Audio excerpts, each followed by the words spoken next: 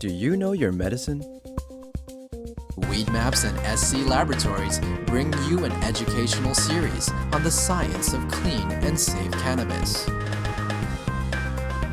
Today's cannabinoid profile is on Delta-9 tetrahydrocannabinol.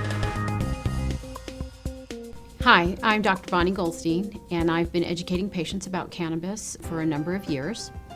And today I'm going to talk a little bit about Delta-9 tetrahydrocannabinol. It's the most prominent compound found in the cannabis plant. It was discovered in 1964 by researchers in Israel. Cannabis has been used for many, many years, thousands of years, but nobody knew exactly what was in it. In fact, that same group continues to do research on cannabis to this day. THC starts out in the plant as geranyl phosphate and aliptolic acid. Through an enzyme-catalyzed reaction, the geranyl phosphate and the aliptolic acid are catalyzed to cannabigerolic acid, or CBGA. The CBGA is the precursor to several of the cannabinoids. To make THC, we go through the pathway catalyzed by another enzyme called THC synthase. It allows the CBGA to become THCA, or tetrahydrocannabinol carboxylic acid. The THCA has very different effects than the THC. Now with heat or over time, the THCA can decarboxylate into THC. This carboxylic acid renders this compound virtually non-psychoactive. And what's interesting about THC, or Delta-9 THC, is that it has so many different effects on humans. And in about the 1990s or so, it was found that humans have cannabinoid receptors, and there have been two identified, CB1 and CB2. And THC binds to these receptors, causing a change in the function of the cell where it's binding. So what are some of the effects or changes that we see with THC? THC is well known to turn off nausea. It turns off the vomiting. It also appears to trigger appetite. It also appears to have effects as anti-inflammatory. In fact, it's been found to be 20 times stronger than aspirin. And it's also been found to be 2 times stronger than hydrocortisone, a well-known steroid that people use. It's been found to be a strong antioxidant. There was a study out of Harvard that talked about these mice that had these large tumor loads, and by giving them THC, the tumor, and I believe they were lung cancer cells, were reduced in half. There's also was a study in humans where THC actually reduced or decreased the tumor cells for this specific type of brain cancer. THC has been found to be helpful for patients with PTSD, post-traumatic stress disorder. And there are a number of current studies going on right now looking specifically at using THC to treat PTSD.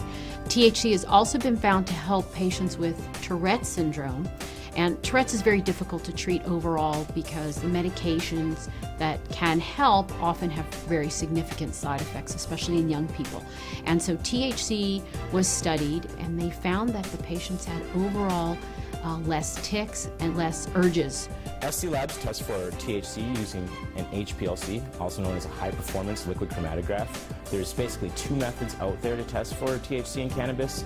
Some people use an HPLC, other people use a GC. The problem with the GC, or gas chromatograph, is that the process actually heats the cannabis up and measures it based on the boiling point of the different constituents in the resin. Picture trying to weigh a piece of paper by setting it on fire and placing it on a scale. The problem with that is you're going to lose some of your sensitivity because the paper is changing as you're actually trying to measure it. So that's why we choose to use HPLC to test for THC and all the other cannabinoids. No one has ever overdosed on THC, and the reason being is that you do not have these receptors, the CB1 and CB2 receptors, located anywhere in the brainstem. The brainstem controls breathing and heart rate. If the THC doesn't bind in that area, it cannot change or turn off, similar to things like opioids. And so we do not see that with THC. Usually a, quote, overdose of THC causes a patient to have excessive anxiety. They have a sense of what's called perceived harm. They think something bad's gonna happen to them. They're really in no medical danger.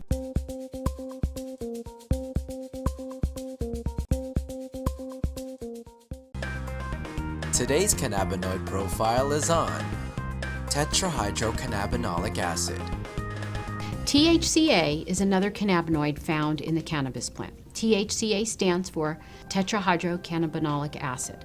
Cannabis actually produces carboxylic acids as opposed to the non-acidic forms like THC. So when you hear of THC in plants, there's actually very little THC in plants. It's mostly THCA. THCA is actually not psychoactive. With heat or with time, the THCA will convert into THC, and that's what's psychoactive. So when we smoke cannabis, we're smoking THCA, but the heat is actually turning that THCA into THC, and that's what's giving people the psychoactive effects that we come to expect from cannabis. THCA has been found to have its own medicinal properties in that it's anti-inflammatory and it appears to modulate the immune system, meaning it can suppress it or enhance it. What's interesting about THCA is that it can be measured by medical cannabis testing, and it does allow for a patient to know the total amount of THC that's in the plant. So usually when one gets their medical testing results on a certain plant, the THCA will be expressed in percentage. And let's just say it's about 16%, and then the THC may be in a very small amount, but overall added together, that's what gives you the potency of THC. We have a drawing of basically the synthetic pathway that THCA takes. So we start out with geranyl pyrophosphate and allitolic acid. They combine to form what's called cannabigerellic acid, another acidic cannabinoid, and the cannabigerellic acid, or CBGA, basically folds in upon itself and form rings, which gives us the final structure using the THCA synthase enzyme to form THCA. And THCA we have down here is very similar to THC. The only difference is this carboxylic acid group that's attached to the THCA. So when heat occurs or over time, that carboxylic acid will release as CO2, and we'll be just left with THC.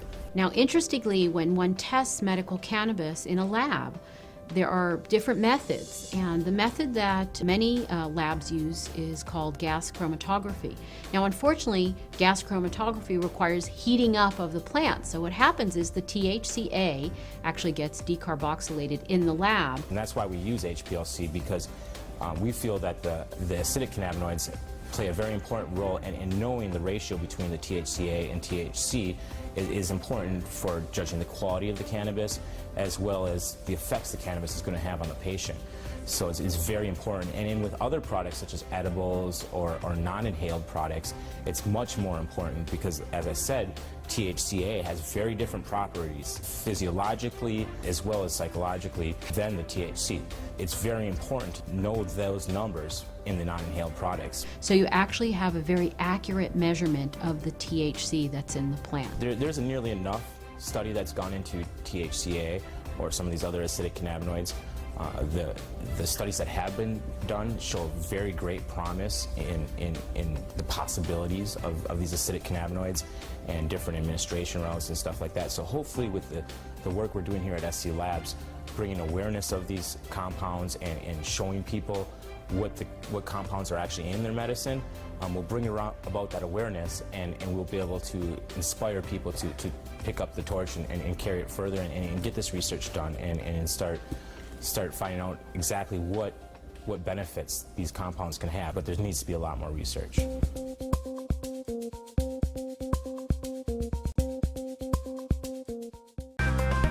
Today's cannabinoid profile is on tetrahydrocannabivarin.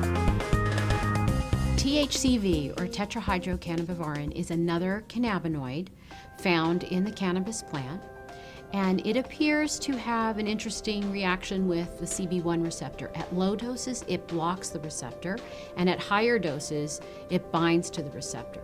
And what they found in lab studies with mice is that when it blocks, it causes weight loss and decreased body fat and increased energy expenditure in these mice. So it appears to have the opposite effect of THC at these low doses.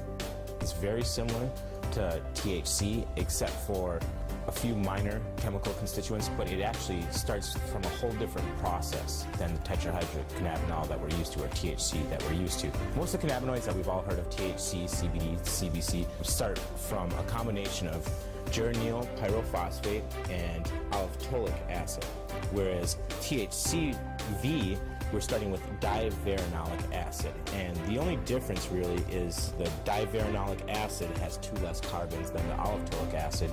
So it's different in that sense that one of the 2 starting materials is slightly different. THCV is found in a lot of African landrace plants. Some of them have fairly high amounts of THCV. It's also psychoactive, similar to THC.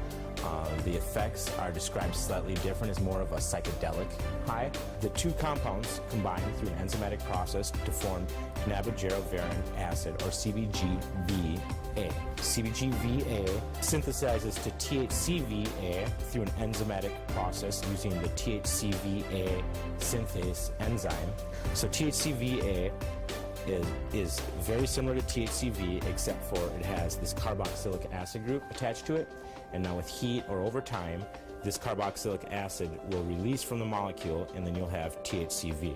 As I said, it's very similar to THC. If you did this, you would have THC. THCV has also been found to be, again, in lab studies with mice, to have some anticonvulsant properties in that it appears to lower the seizure threshold for these mice. There's not very many studies on THCV, and I do know that it's being studied in many labs right now. Certainly it holds some medicinal benefits, and it would be great to have more studies so that we could really know what its properties are. We feel the minor cannabinoids are very important to patients, and we're looking to get patients as much information as possible so they can make the most informed decisions possible. So they will be coming very soon from SC Labs.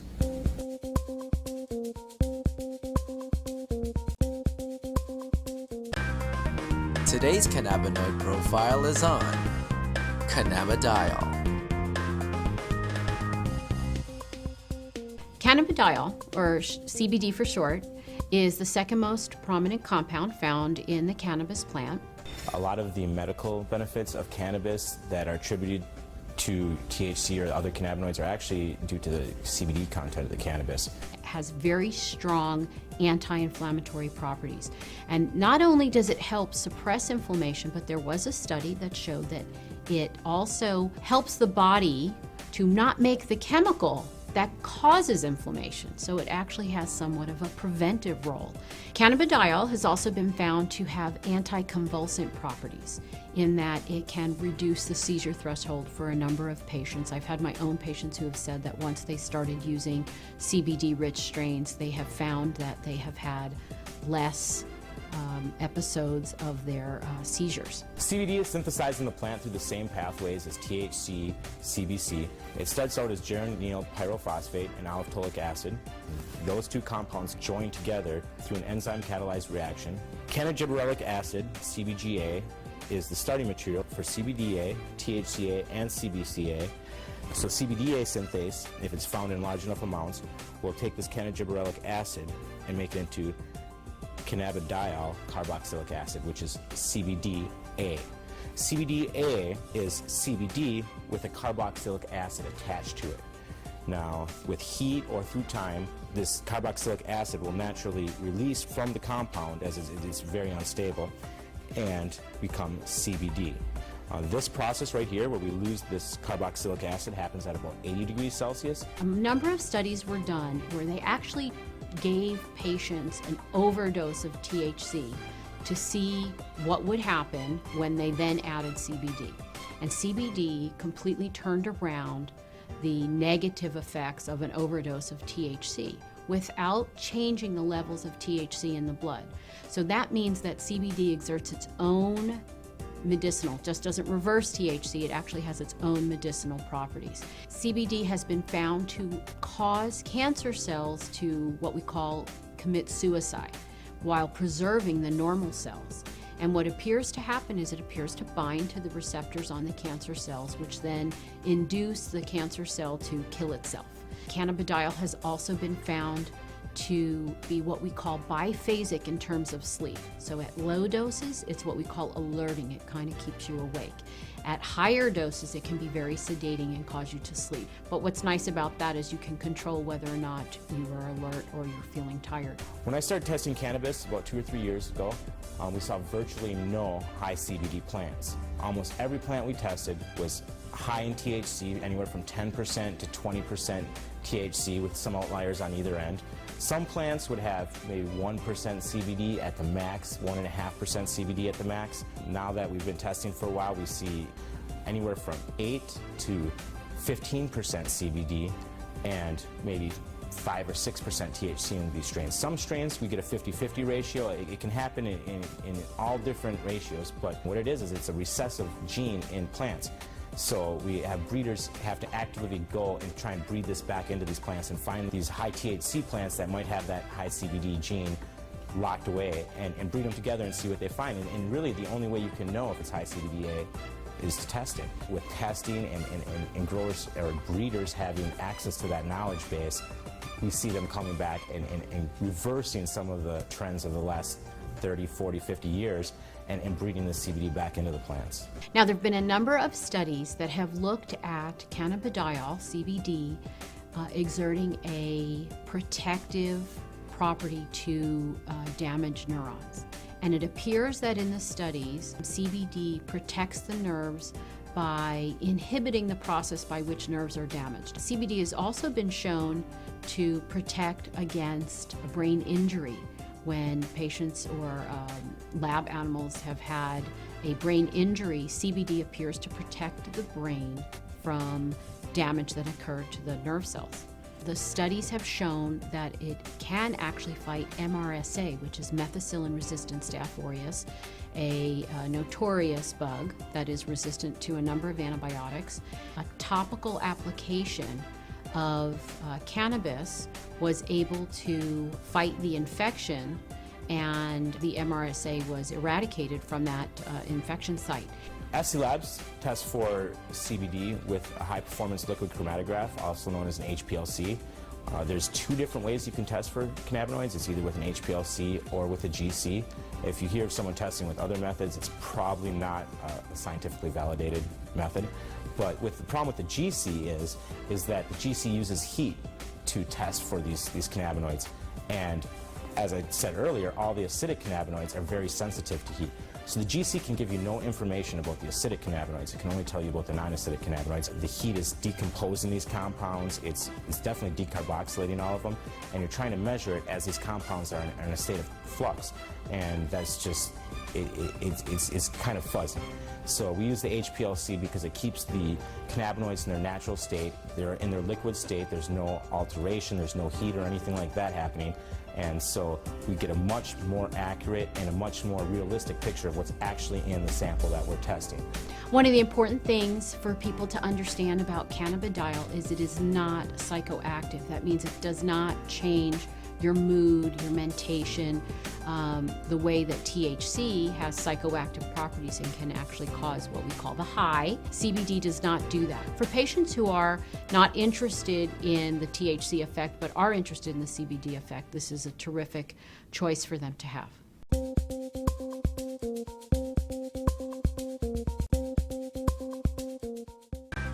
In today's episode, Dr. Bonnie Goldstein visits SC Laboratories to take a closer look at CBD.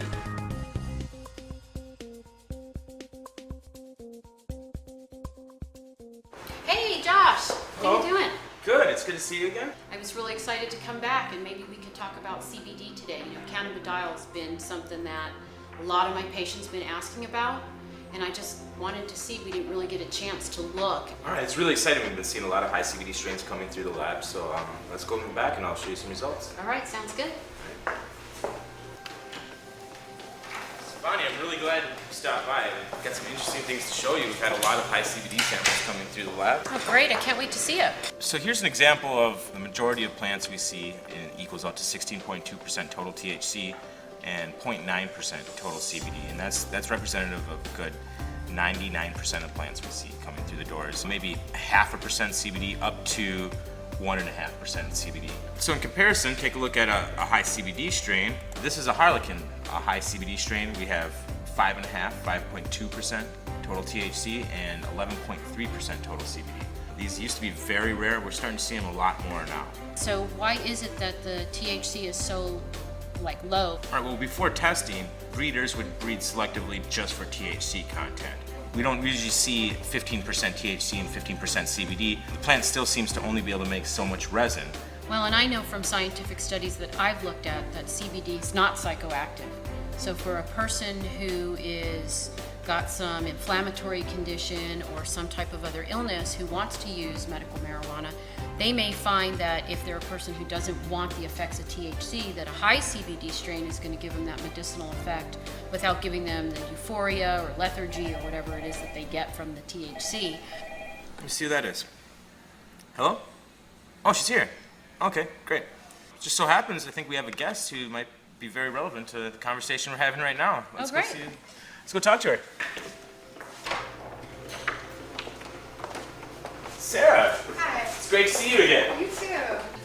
Bonnie, this is Sarah Russo from Project CBD. Oh, hi, great to meet you. You as well. So tell me all about Project CBD, Sarah.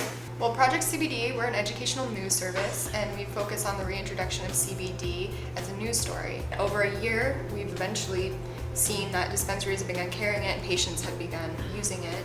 They, really like an option that's more functional. They can carry about their day.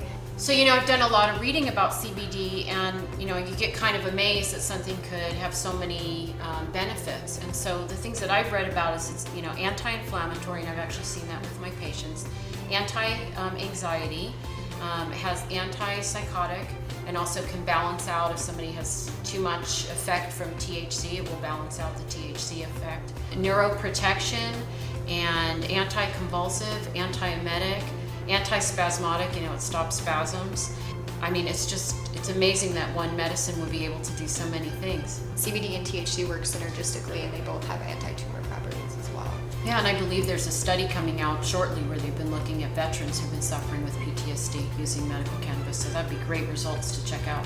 We actually work very closely with an organization called VAM, which is the Veterans Alliance for Medical Marijuana, and they've been working with their patients who are all veterans, and many of whom are suffering from post-traumatic stress disorder. They've been having great results with the high CBD-rich medicine, just in helping to alleviate some of the anxiety some of these vets are feeling. Funny, I was on your website checking out Project CBD, and I saw that there's a survey for patients. Can you tell me about that? So the Society of Cannabis Clinicians has created the first real-world study on the effectiveness of CBD. Because previously with CBD there have been clinical trials or laboratory situations. It was done in a test tube or with mice. And then clinical trials, there's been a couple, but in a controlled setting. And so this is the first real-world study, and it's examining patients in their normal everyday life. And so we work in conjunction with the Society of Cannabis Clinicians, and we promote their survey.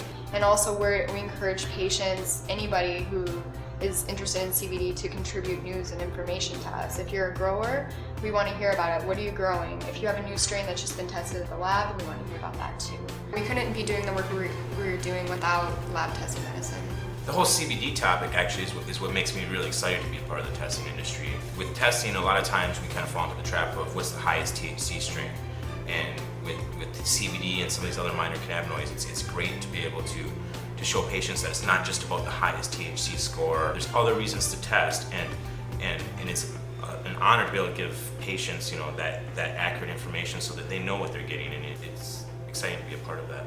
I had a patient who is 75 years old, and she's cannabis naive. She's never used it before.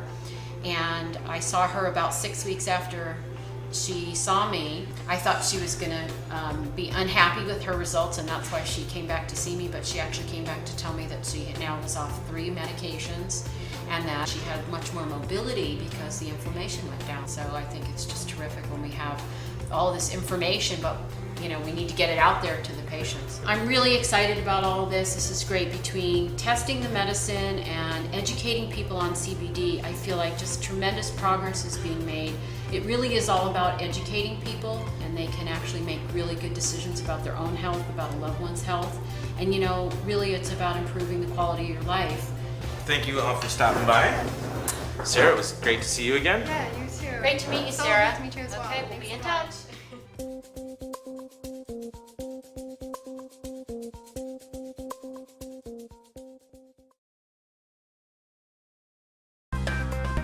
Today's cannabinoid profile is on cannabinol. Cannabinol, or CBN, is another cannabinoid found in the cannabis plant, and it appears to result from a breakdown of THC, so it's considered a breakdown product. It's found in the plant in varying amounts. It's a little bit different than some of the other cannabinoids in the fact that it's not naturally synthesized by the plant, but it's more of a breakdown or degradation product or a metabolite of THC. CBN is psychoactive, and it's what gives most of the sedative effect of cannabis. You hear a lot of indica versus sativa. CBN is actually what's making you sleepy. And CBN can be found in any cannabis. It's produced over time or with heat. So older cannabis or cannabis that's been stored for a long time is going to have a high level of CBN. It also appears to work as an anticonvulsant. It has antibacterial properties, and it also has anti-inflammatory properties. It also appears to stimulate osteocytes, which are bone cells. It's being looked at for treatment of bone disorders such as osteoporosis. It also appears to inhibit skin cell formation. And some people say that this may have some benefit down the line once we really understand what it's doing in skin disorders such as psoriasis. I'll show you how CBN is synthesized in the plant. CBN starts with gyryl pyrophosphate and allophthalic acid, like most of the cannabinoids. Those two come together in an enzyme-catalyzed reaction. They form cannabigerolic acid, CBGA, and CBGA folds upon itself into rings and makes THCA using THCA synthase, which is an enzyme. The THCA decarboxylates, we lose that carboxylic acid right there, and form THC. THC, over time or with heat, will degrade into CBN, and all that's happening is we're losing hydrogen atoms and forming double bonds in this ring right here. That causes a weaker interaction for this compound with the CB1 and CB2 receptors. That weak interaction is what leads to the sedative effect and the sleepiness, drowsiness associated with CBN. When cannabis is tested in a testing facility, CBN can be measured, and usually it's under 1%. A patient can actually look to see if that's something that they're interested in, a higher percent or lower percent, because it does cause sedation. SC Labs test for CBN using a high-performance liquid chromatograph, also known as an HPLC. The HPLC is a much more sensitive instrument than the other instrument that's used to test for cannabinoids sometimes, called the GC or gas chromatograph. We use the HPLC because it doesn't degrade any of these compounds like the GC. The GC uses heat, so it degrades some of these compounds, whereas the HPLC can test them in their natural state. The HPLC is what's accepted by International Union Office of Drugs and Crime, the Dutch Pharmacopoeia. The Dutch all have been using HPLC for quite a while now to test for these cannabinoids. What happens with the GC, so we've established that the CBN is formed by either heat or time. Same thing with the decarboxylation of this THC. At about 140 degrees Celsius, we start to see a conversion of THC to CBN. Well, the GCs must operate at much higher temperatures. So when you do a test with the GC for these cannabinoids, you're going to have a slightly lower CBD number because the CBD with heat will actually can be converted to THC. With heat, the THC can then be converted to CBN. So what you're going to see is slightly lower CBD numbers. It's kind of a wash with THC. You might get a slightly lower number, and then with CBN, you're going to see a higher number than you would with HPLC testing. Now, is that CBN actually in the plant? No, it's a function of the heating process of the GC. And since THC and CBD are degraded with heat, that's why we test for all of our cannabinoids with an HPLC at SC Labs to get a more accurate and precise measurement of what's actually found in the plant.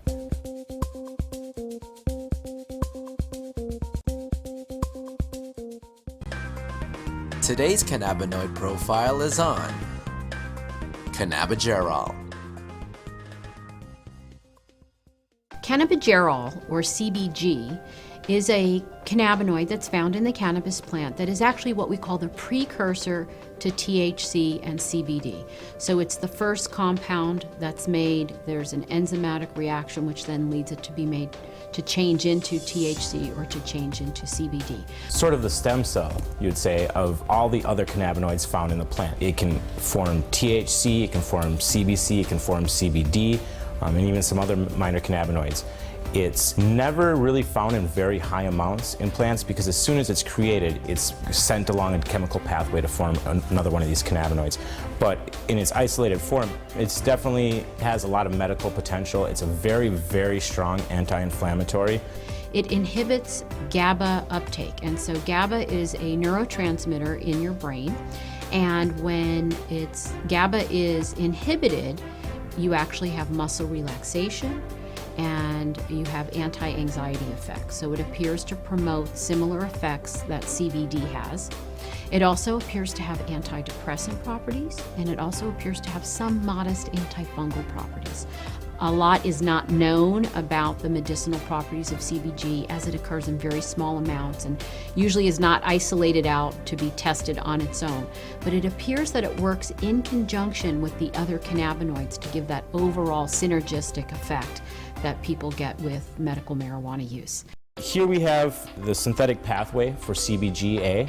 You start out with gyryl pyrophosphate and olivetolic acid, and those two join together to form cannabigerolic acid. And here's the structure of cannabigerolic acid. We see the COOH, which makes it the acid. If that were to disappear, then it would just be plain CBG. And we can see this long chain of carbon molecules, which is able to roll up in different ways and roll upon itself and form rings and other structures, which lead to CBDA, THCA, and CBCA. So when we have undifferentiated CBGA, what enables this molecule right here to become CBD or THC or CBC are enzymes. And enzymes are sort of helpers to help catalyze these different reactions that have to occur in plants and animals. Normally chemical reactions occur under extreme conditions. Lots of heat, very acidic conditions, very basic conditions. But in the body we have these enzymes which sort of grab the molecule, in this case CBGA, and kind of form it into the new molecule and make that energy that it takes to form the next molecule much lower than if it were just by itself. So the enzymes become the limiting factor or the decision maker in what is formed next. If the plant makes a lot of THCA synthase, then we're going to get a lot of THC. If the plant decides to make a lot of CBD synthase, we're going to get a lot of CBD. So the way we can play around with the different levels of cannabinoids is by altering the amounts of these different enzymes in the plant.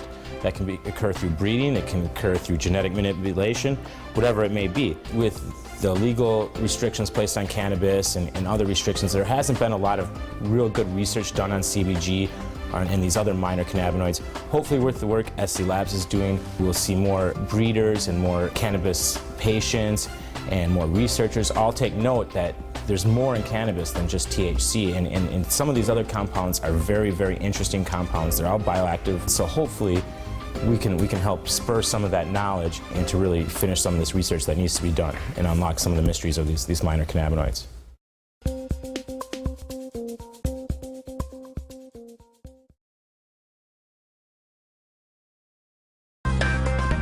Today's cannabinoid profile is on cannabichromene. Cannabichromene, also known as CBC, is the third cannabinoid that is synthesized from CBG in the plant. Less common to find a lot of CBC than CBD or THC. And it's been found to have anti-inflammatory properties as well as analgesic, meaning pain-killing properties, although a little bit weaker than THC. It's also been found to have antifungal effects and antibacterial effects. In lab studies with rodents, to have anti-tumor effects, meaning it kills cancer cells. And certainly that part of cannabichromene needs to be studied further. And right now there are studies going on looking at cannabinoids in killing cancer cells.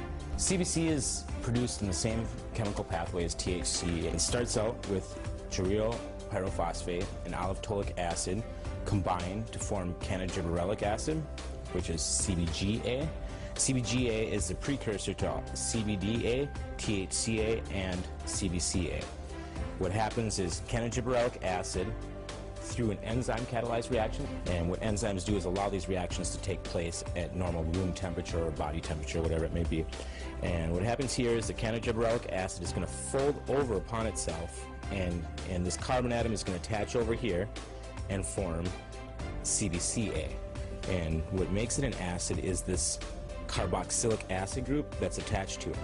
Now, this carboxylic acid group is not very stable. Over time or very quickly with heat, it'll kick itself off and disappear and leave us carbon dioxide, and you'll have your CBC. Another interesting thing about cannabichromene is it appears to inhibit the uptake of anandamide, which prolongs its life in the body, prolonging its effects. And we know anandamide has very good effects because it binds at the same receptors that the cannabinoids bind to. Cannabichromene has also been found to have antidepressant properties. Here we have a three-dimensional representation of CBC. We have the two rings. The black balls represent carbon atoms. The red balls represent oxygen atoms, and the white balls are hydrogens that are attached to each. The structure is quite a bit different, as I said, than THC or CBD. We don't have that folding in, and the ring structure is much different. But it's the same amount of carbon and hydrogen and oxygen atoms. It's just rearranged differently. Bonds are placed in different areas. Patients normally don't use CBC to determine their medication. They're really looking more at THC, CBD, and CBN. But we do know that this cannabinoid has many benefits and certainly warrants much more study.